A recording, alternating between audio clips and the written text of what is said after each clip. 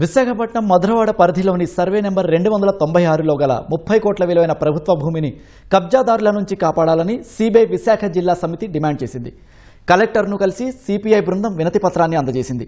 భూమి పూర్తిగా ప్రభుత్వానికి చెందినట్లుగా స్థానిక తహసీల్దార్ నిర్ధారిస్తూ నివేదిక ఇచ్చినప్పటికీ దాని అమలుకు కొందరు రాజకీయ శక్తులు ఆటంకం కలిగిస్తున్నారని సిపిఐ నేతలు విమర్శించారు. కబ్జాదారులకు మద్దతుగా ప్రభుత్వ ఆస్తులను కాపాడడంలో నిర్లక్ష్యంగా వ్యవహరించిన రెవెన్యూ అధికారులపై తక్షణమే చర్యలు తీసుకోవాలని కలెక్టర్ను కోరారు. మధురవాడ సర్వే నంబర్ 296లో 50 ఎకరాల భూమిలో ముక్కలుగా ఎవరో వైసీపీ తూర్పుగోదావరి పశ్చిమ గోదావరి జిల్లా నాయకుడట విశాఖపట్నం టీడీపీ నేత మాజీ మంత్రి ఆయనకి సహాయ సహకారాలు అందిస్తూ ఈ కబ్జాకు గురవుతుంది. దాదాపు ఇది 30 నుండి 40 కోట్ల భూమి. దీన్ని రోజు పత్రికలో వస్తుంది.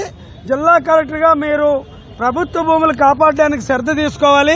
రూరల్ మండల తహసీల్దార్ని తీసుకొని ఆ భూమిని విజిట్ చేసి ఆ భూమి కబ్జాకు గురవకుండా కాపాడి ఆ కబ్జాకు పాల్పడినటువంటి వాళ్ళని అదేవిధంగా వారికి సహాయపడిన రెవెన్యూ అధికారుల మీద చట్ట ప్రకారం చర్యలు తీసుకొని ఆ భూమిని కాపాడి ప్రభుత్వ ప్రజా అవసరాలకు ఉపయోగించాలని కలెక్టర్ గారికి వినతిపత్రం ఇచ్చాం.